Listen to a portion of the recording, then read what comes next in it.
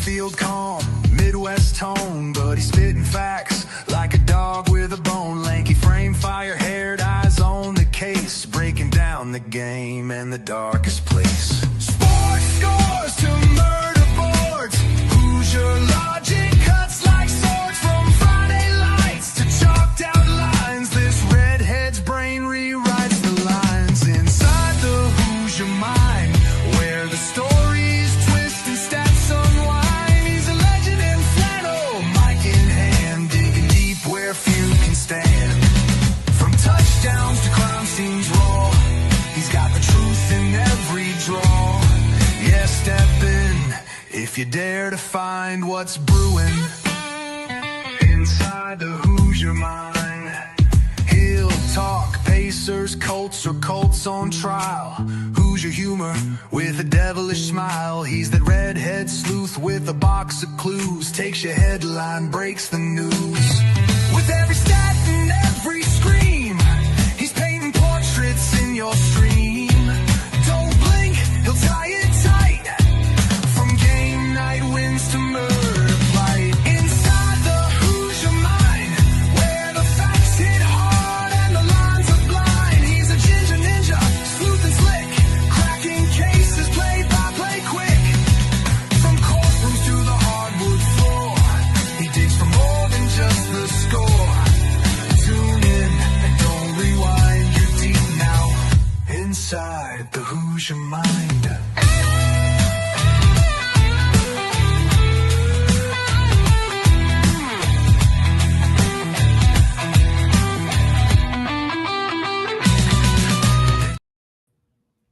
All right, what's up, everyone? Welcome back to Inside the Hoosier Mind, brought to you in part by Military Broadcast Radio, helping give veterans a voice. Back to our somewhat regularly scheduled programming after losing my internet last week. And Mike, the shy kid, is back from like a 6-week vacation in Florida because Mike's a big dog like that. I didn't know Mike rolled like that, but I'm just happy Mike is rolling with me like that. Mike didn't know he rolled like that. Everybody for 4 months said it was going to be a 5-day vacation, and then a week before we're like, we're going for 11, by the way. And I was like, oh my god, my wallet crapped its pants. I was like, oh. Mike's like, we going to the dollar menu, we bringing it back. We don't even have the dollar menu. We eat off the dollar menu. No, we hit McDonald's a few times. You know what I didn't know though? Have you ever been to Florida, Tone? Yeah, Culver's crazy in Florida. They're loud. Wait, so you're from Illinois? They got Culver's in Illinois. We got Culver's, but like Culver's like in Chicago, specifically like Chicago. I can't speak for like like Aurora or Addison or anywhere like that. But like, dude, there was as many Culver's as there were McDonald's in Florida. So like that was like new to me. Like I only know in Chicago like 3 Culver's spots probably, but like I felt like I was seeing Culver's 24/7 over there. I will say, believe it or not, Texas even had Culver's, and it was like popping. And Texas had like Whataburger, had In-N-Out, McDonald's. They didn't have BK though, and I ain't gonna lie, that's not a bad trade-off. Bro, I got BK the other day. I ain't gonna lie to you because I was doing a little work stuff. I'm gonna keep that on the wraps for now. I was doing some work stuff, and I was like, I got a 30-minute lunch break. There's a BK 2 blocks from me, and there's a McDonald's 2 miles from me. So I went to BK, got some 8-piece nuggets because I don't do 10, and then I got a large fry. And then I looked at the nuggets, and they looked like deer ankles. So I was like, not eating this. So I just ate the fries and called it a day. But like, dude, like it's not like it was when we were shorties, man. It looks different. So kind of the same thing. There's one when I leave work, there's a gas station on the corner, and then right next to it is a BK before the highway, and traffic and whatnot all the way around there to get on the major highway is a pain in the butt. And I'm like, all right, well, sometimes we just gonna rock with the BK, and yeah, I'm never happy when I rock with the BK. Because I'm like, it could be better. Like you said, like 15, 20 years ago, BK, like BK could maybe compete, but also 15, 20 years ago, McDonald's tasted better too. It did. And like the toys, oh man, the toys. I saw grown men as a kid trying to collect some of them toys, or like the glass cups. I got a whole set of the glass cups still. They do plastic now. Did you know that? I'm not rocking with that, man. My mom loved the glass Shrek cups, the Disney cups. Like they were fire. I still got them. I got like 2 sets of the Coke glass cups you used to get. Oh, dude, those ones were sick. But dude, they were so cheap. Like you look at that thing wrong, it's breaking. Oh, for sure. Just like, immediately. It's about the vibes, brother. It's about the vibe. It's about I It paid is. $5 for some nuggets and got a glass cup. That's crazy. True. But buddy, we're like this close to football. We are this close to football being back. We got college football back as Yes, of this sir. Saturday. Obviously, we got the NFL preseason deep into its thing, but it's almost over, and then we get into the regular season. We've had so much kind of crazy news happen with it, so we'll dive into that. So Mike brought this up actually for our topics of conversation. He brought up the fact that Jamar Gibbs and Amon-Ra St. Brown talked about they watched a little bit of the Bears preseason games and they saw a lot of their old plays in Chicago. And, does that potentially revive the rivalry between the Bears and the Lions? I do want to say a couple things to this real quick. And then, Mike, I want your opinion because you've watched a lot more of the preseason than I have, and because heck, you went to a preseason game, honestly. So that's badass. Yeah. One, it's your old offensive coordinator. Like he's not going to be changing a whole lot when he comes over. Like maybe a couple things here and there as far as his personnel. Like okay, maybe I can do this with you that I can't do with this guy. Like you go from a Sam Laporta to a Cole Kmet. Not saying the quality is any different, but the type of player is different. Like they do different Colston things. Loveland. Colston Loveland. Colston Loveland. Exactly. So you got that difference there that you got to work with, and you got different quarterbacks. You got Caleb as compared to Jared Goff. Goff, he's been through a few OCs and whatnot. Caleb is you still got to try to, kind of polish him a little bit, get him a little bit better set up. And two is preseason. Like there's very few times somebody's reaching into the playbook out of preseason like, oh yeah, we use it. Let me just pull this on back out of there for the regular season. Like that doesn't happen very often. So like they could say that, but I'm like, wait, at the end of the day, like what does it really matter? Is preseason and B, it's your old offensive coordinator. Like you're probably going to see a lot of the same stuff that you saw in Detroit, just different players, different jerseys. But Yeah. What's your thoughts on it, buddy? Well, okay, so first I'm going to be unbiased and I'm going to be very heavily biased. First, love it's the Colston Loveland era. Saw him play the other day in person. I was like, me, I was not happy about that pick whatsoever. I thought it was either Tyler Warren or we're going to go defense, whatever. Colston Loveland is that guy. He's trending all over social media right now for his, his little groove. Yeah, he got it. I love it. But no, man. I'm not gonna really go in on Gibbs and Amon-Ra quite yet because they were asked the question too at camp. If you've seen the original video, so yeah, it's not like they just randomly brought up Ben Johnson. But I will say this, man. It does feel like Amon-Ra does focus very heavily on the Bears. He does talk about them a lot. Them bringing up that they see many similar plays that they ran in Detroit. It just reminds you of your friends that used to look up what their exes were doing with their new man. You know what I mean? Or man, look at this guy with this new girl and whatever. Like, it really does just feel like they're just Instagram stalking their exes. Like, look at his new girlfriend, man. They look so happy together. Yeah, they do. We look great. 528 yards the Chicago Bears had against the Buffalo Bills. I mean, I was happy. I don't care if it's preseason or not. That's more yards than we probably had in the first 5 weeks of the 2024 season. So, I mean, it was beautiful, man. I thought it was hilarious. I definitely do think though, man, like when you talk about rivalries, it's always going to be Green Bay versus Chicago. Got my Green Bay sucks hat on right now. Just to remind everybody that scoreboard. But I think for me, when you have Dan Campbell, the type of guy that he is, and he can use so many things to fuel him and this culture and this clubhouse, I definitely do see them using Ben Johnson leaving to a division rival as fuel. And I definitely do see Ben Johnson being like, look, man, I did it once. I'll do it again. You know what I mean? So Ben Johnson versus Dan Campbell, I feel like is going to become a big rivalry because obviously the players do feel some type of way, dude. You like, we could have been a Super Bowl contender and you left to go to the Chicago Bears and vice versa. You know what I mean? The Chicago Bears, I mean, they've had the Detroit Lions number my entire life before the last few years. And man, Tone, you know more than anybody. It's crazy how Lions fans just came out of the woodwork and started talking shit.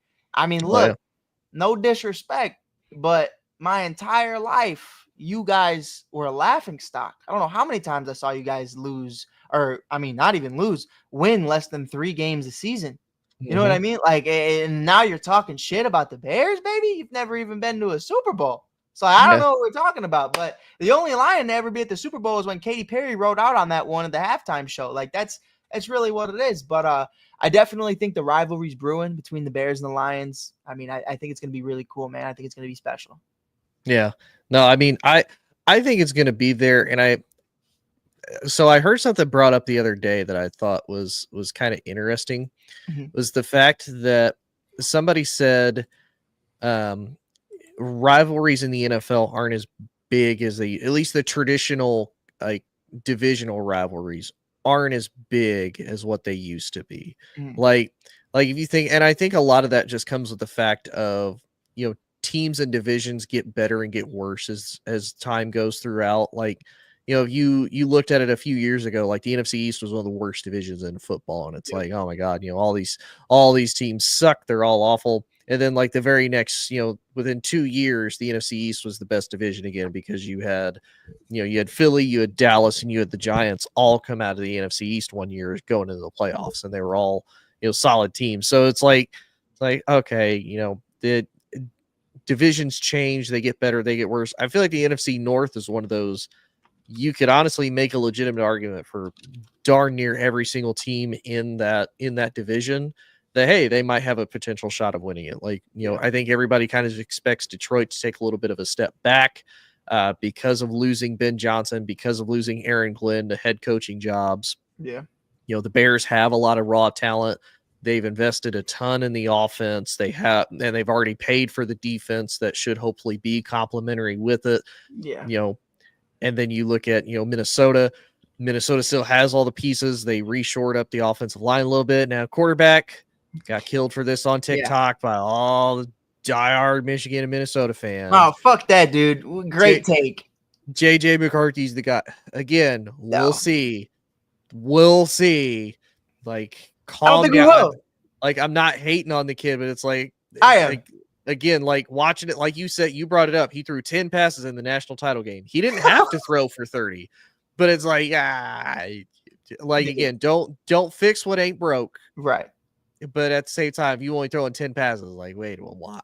Tony, like, why? Just you have want me to do it, Tony? You want me to do it? You can do it. You want me to do it? I'll do it. I don't care. Look, man, by the end of the 2025 season, Justin Jefferson will not be a top 10 fantasy player because of JJ McCarthy. And that's truly how I feel. I don't think there's a world where Justin Jefferson is happy with a guy like JJ McCarthy. Like we talked about, man, I mean, it's a system quarterback in college. If you're a system quarterback in college, more times than not, it's about to look very bleak for you. He does not have the arm strength. He does not have the athleticism.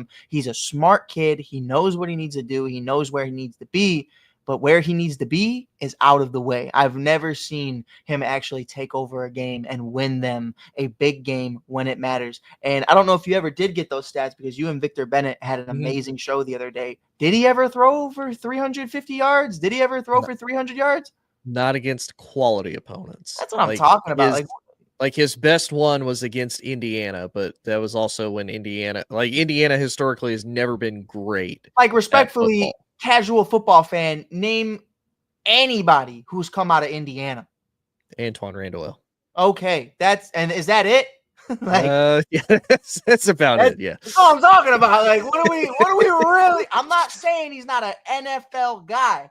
All I'm saying is Tyson Bagent versus JJ McCarthy. I'm taking Tyson Bagent 10 times out of 10. Agent Bagent all the way. I'm not taking some system quarterback with Jordan Addison, TJ Hawkinson, Aaron Jones, and Justin Jefferson. I'm going to say he's taking us to the promised land. Now, granted, we kind of felt that way about Brock Purdy, but Big Brock did show up. Big Brock did sling it from time to time. And I just haven't seen that out of JJ. Maybe we will this season. I don't know. And if I'm wrong, strike me down. You know what I mean? Everybody on TikTok, go ahead, man. Do what you got to do. But until then, man, I'm hating on JJ McCarthy, man, because that is just not the move for me.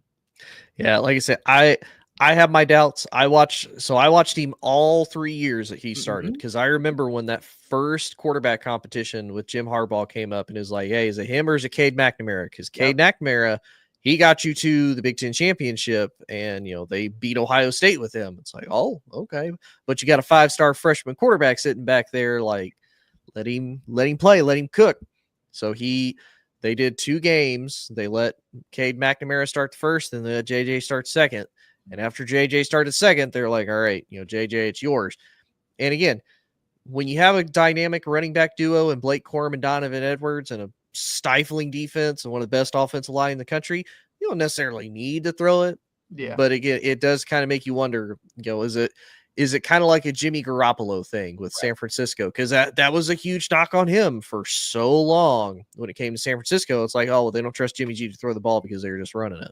Right. And also to your point, great running. I'm going to give them their flowers. I'm going to give them their flowers. I'm a Tennessee Volunteers fan before anything, guys. So I don't want anybody coming at me in the comments. I do not care either way.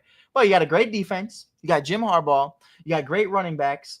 You got a 5-star freshman, in our boy, JJ McCarthy. And but most importantly, you're also cheating. And it's not a hot take. Nope. It's not an opinion. Nope.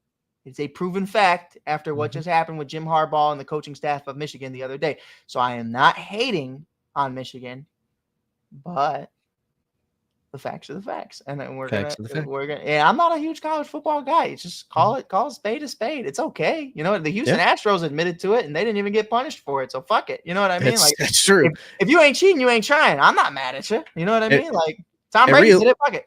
And realistically, they got off with a super light punishment because you got to think about what the NCAA did to USC, 21 years ago. That 2004 national title vacated. Reggie Bush's Heisman Trophy gone. Like all this different stuff vacated because of that. So they got off actually really easy because they get to keep all the wins. They get to keep the trophy. They get fined like $20 million. Harbaugh can't coach for the next 14 years in college. Which one dude was like, why would he's in the NFL? And I don't know if you read my comments, but I'm like, okay, well, other opportunities may come down the road. Like he obviously got into beef with San Francisco's front office, which is why he left. Obviously we haven't heard the greatest things out of the Chargers front office before, which is why Eric Weddle refused to retire with them.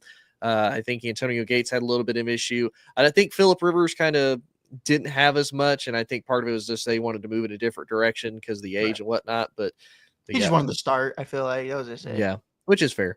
But you did say something though that I feel like is interesting, and it's going to segue into our next topic. I feel like it's going to be smooth.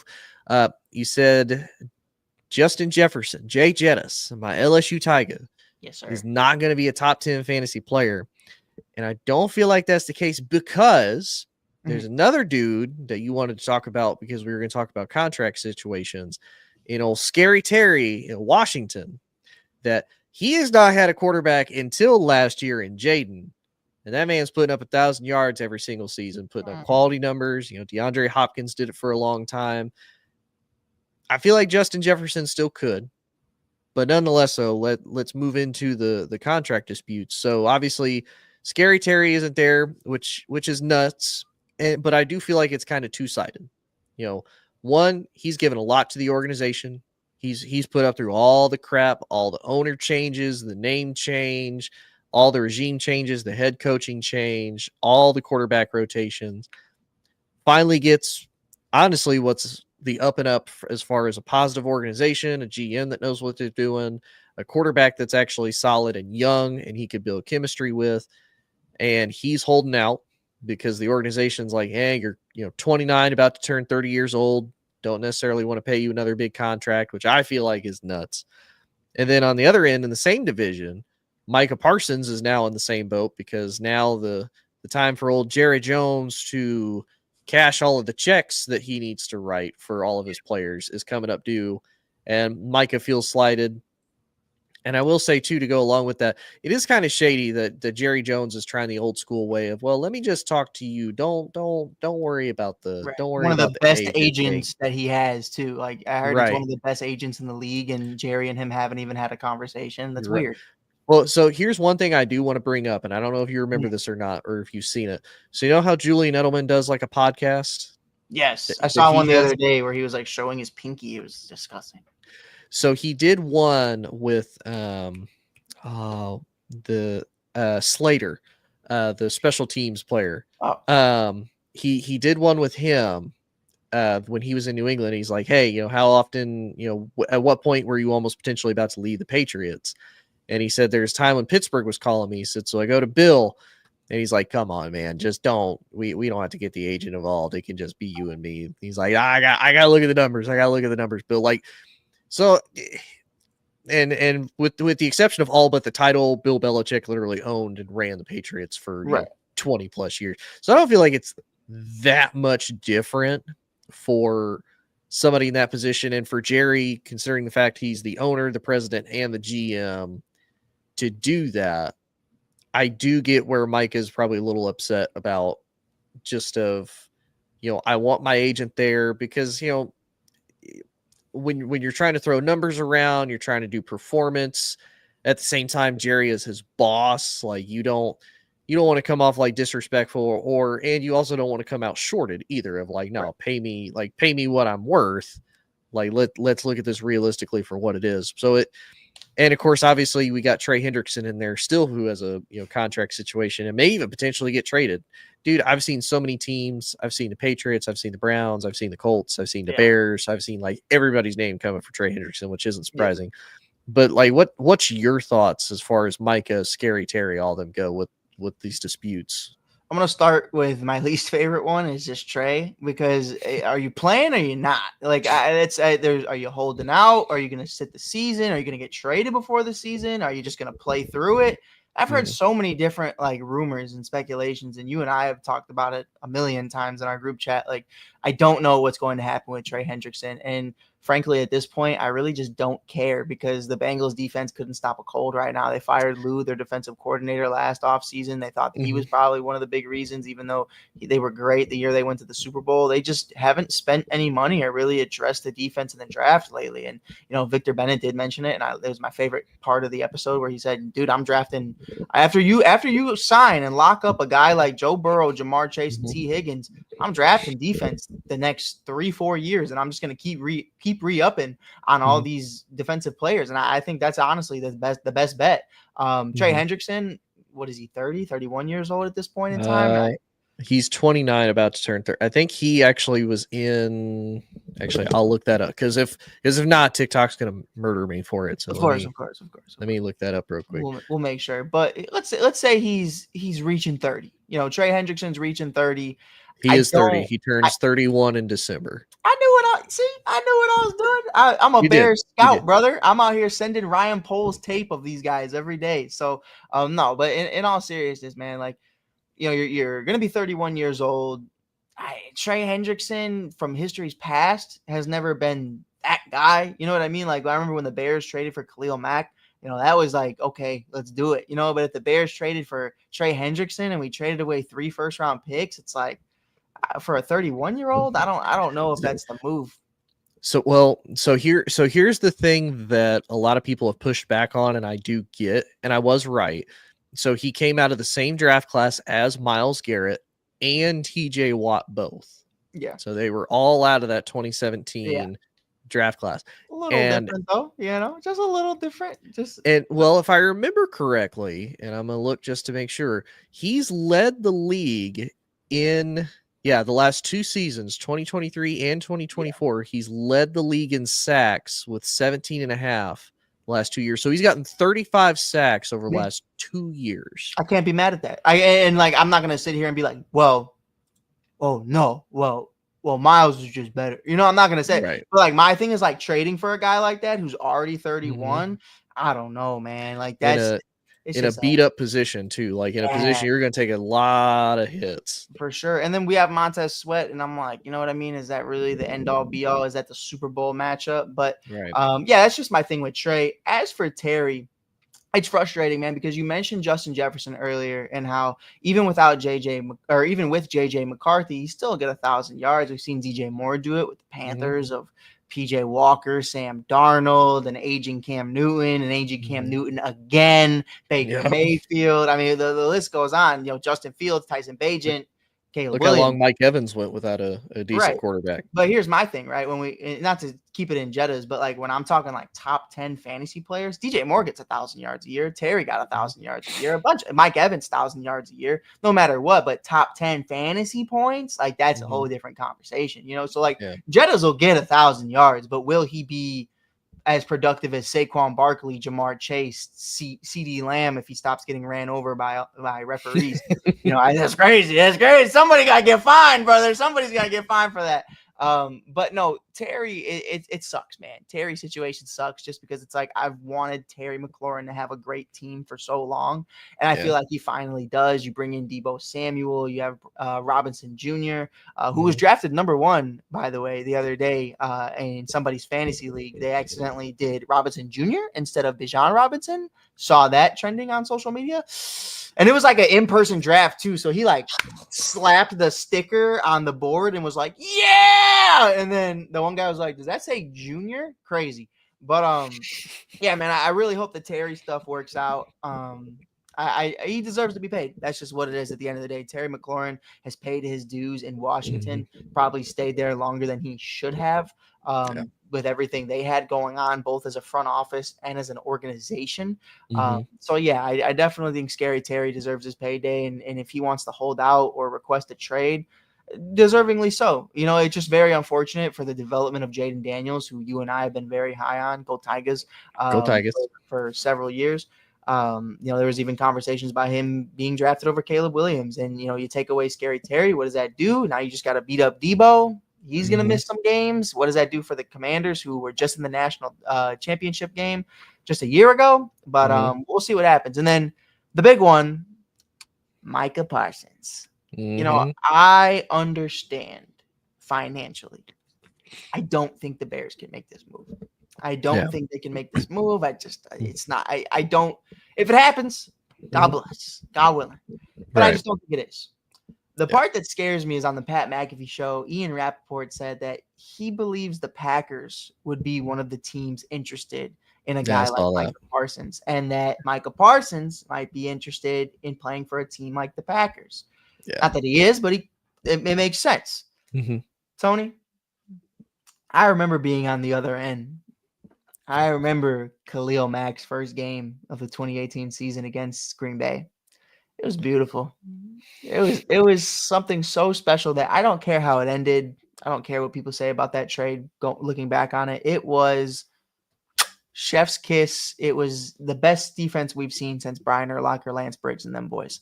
If the Packers get Micah Parsons, I feel like I'm on the other end of that, and I'm terrified. I'm terrified for Caleb. I'm terrified for that offensive line. I do not want to see Micah Parsons 2 times a year. So whatever Dallas has to do to get that deal done, it needs to happen, because I will not see Micah Parsons in a Green Bay Packers uniform, even seeing it photoshopped, brother. I'm sick to my stomach, bro. I don't think they would, because supposedly the package is like 2 first-round picks, like a good quality defensive player, a second round pick, and I'm like, right. Ooh. I think for Khalil Mack, it was just straight up like, hey man, here's I think it was 2 firsts and 2 seconds or something, and that was it. Yeah, and then y'all re-signed him to like a big deal. So and Green Bay would have to do that, and I'm like, okay, well, you just did that for Jordan Love, which you overreached for. Good job. You just had to pay. You had to pay a good amount of money to get Josh Jacobs there. Yep. And then eventually, all those guys in Green Bay, as far as your wide receivers go, are going to come up due. And they cut a lot of guys too over the offseason. So they're paying, I think Jair Alexander's still getting paid. A couple other guys are still getting paid. Yeah. We get them rent free in our minds right now, but right. Whatever. But it'll be, I don't think to Green Bay. I think whoever offers up the highest bidder, if Jerry even lets him go, that's the other thing. It either has to be such a crazy big trade that someone has to make in order to get him, or my bad. You're the former Cowboys fan, man. Like you tell me what you think Jerry is realistically thinking, because I've never been following the organization to a T. And I know he's very, very random, very random. He is the Joe Biden of the NFL. I don't think anyone knows what he's thinking, but where are you at right now with Jerry Jones and Micah Parsons? Do you think it's just a mind game?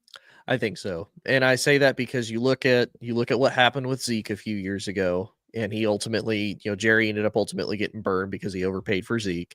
Same thing with Dak. He paid Dak, I think, a week before the season started, or no, he paid him the morning of, when he's supposed to start that massive, ridiculously contract. So I wouldn't be surprised if Jerry doesn't take this down like the absolute wire and then is like, okay, yeah, I'll pay you higher than Micah, and then we'll figure it out later on down the road type thing. Because like you said, as much as he doesn't really know what he's doing, and neither do we, the man at least does know how to work the salary cap fairly well when it comes to, okay, we can work around some money, we can get some stuff figured out and whatnot. So we'll definitely see though.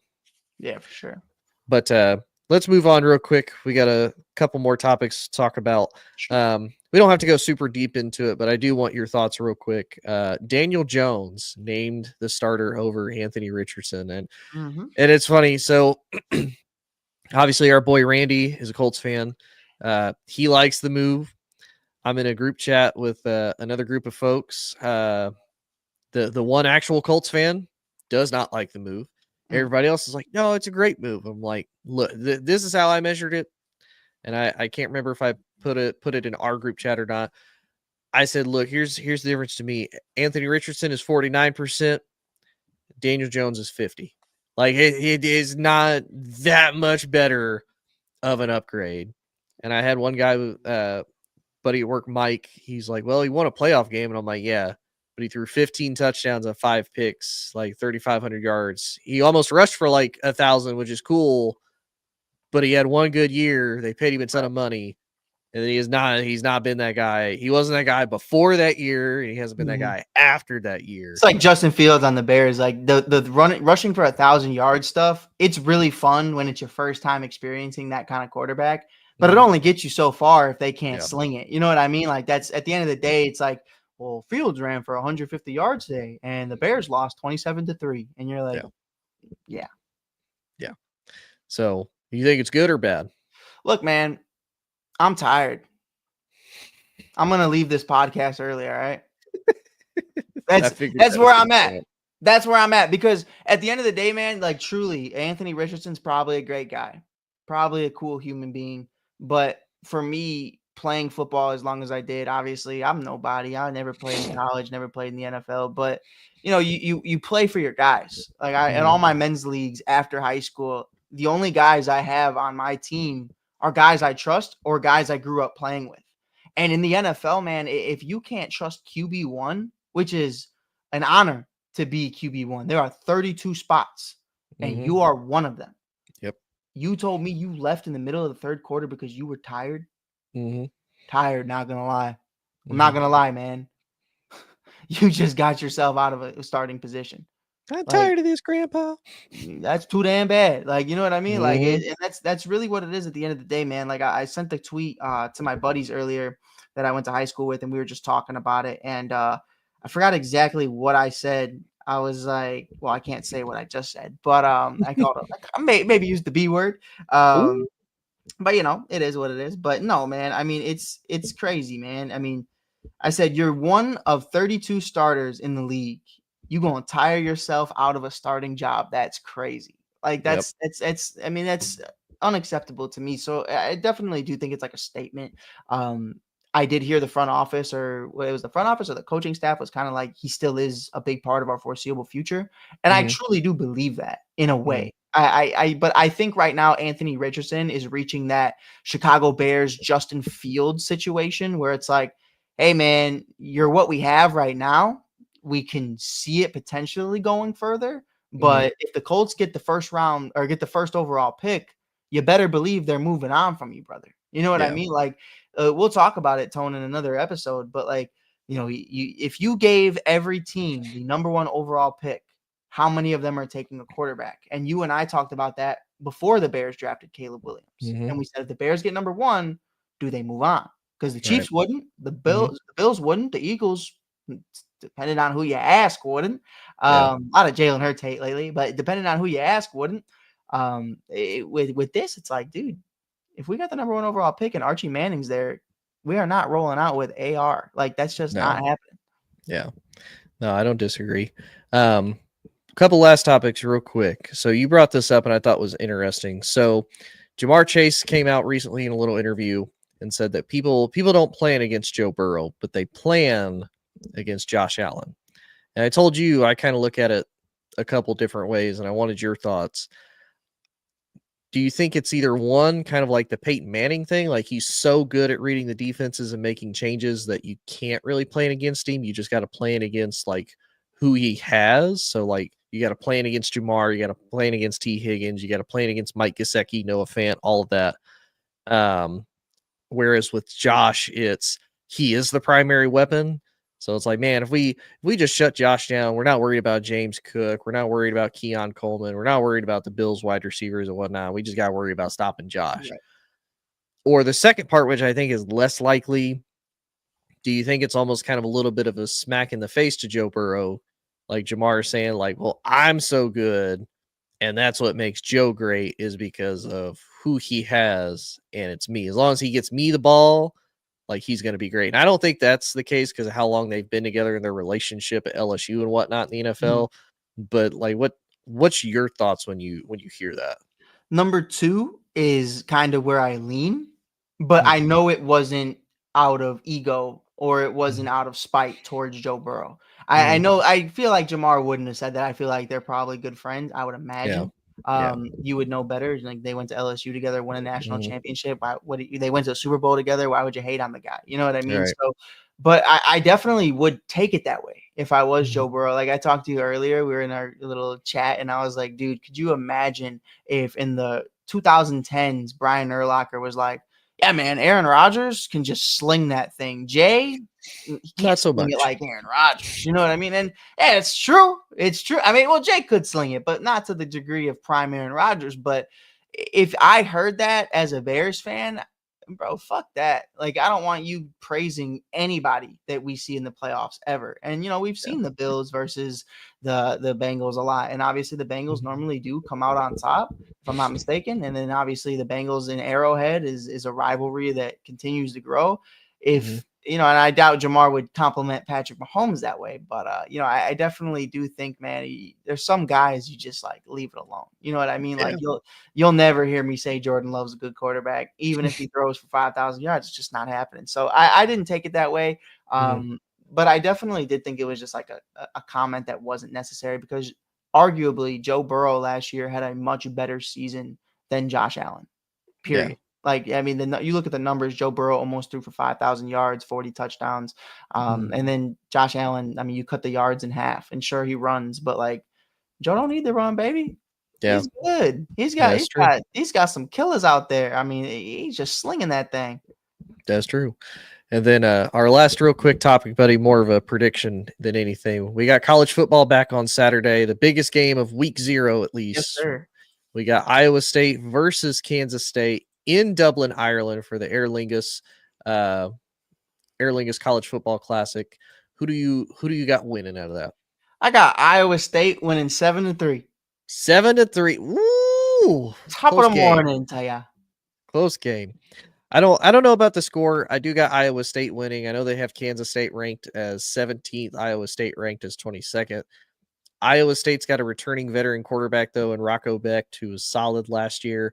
They just had 2 wide receivers drafted into the NFL as far as prospects go, so it'll be interesting to see if Iowa's wide receiving core can step up to the plate. Kansas State's always pretty solid, but I always feel like they get tripped up by a couple games here and there, which is what keeps them out of even the Big 12 championship and even out of the playoffs, is just like little mistakes like that. So I think I'm going to rock with Iowa State though too. So, but buddy, I'm so excited. I appreciate you being here. I'm excited that college football is back on Saturday at least, and then the next week we got all the big games. We got the fun games and whatnot. And Mike and hopefully Mike will be back. I'll be back next week though. I'm back. Fuck it. To talk about those games, and we'll give a little bit better predictions though. We'll see who the real Death Valley is as far as Clemson versus LSU. Go Tigers, the real Tigers anyway. You got the Buckeyes versus the Longhorns, and then you have Alabama versus Florida State. And unfortunately, it's also Lee Corso's last college game day that next Saturday on the 30th. Unfortunately, but yeah, buddy, I appreciate it and hope everybody enjoyed. And we will be back next week. Peace. Ladies and gentlemen, thank you for tuning in to Military Broadcast Radio. As we wrap up today's show, we want to remind you that the podcast of today's episode will be available right after we go off the air. So if you missed any part of the show or want to listen again, be sure to check it out. And remember, we're here to support and honor our veterans.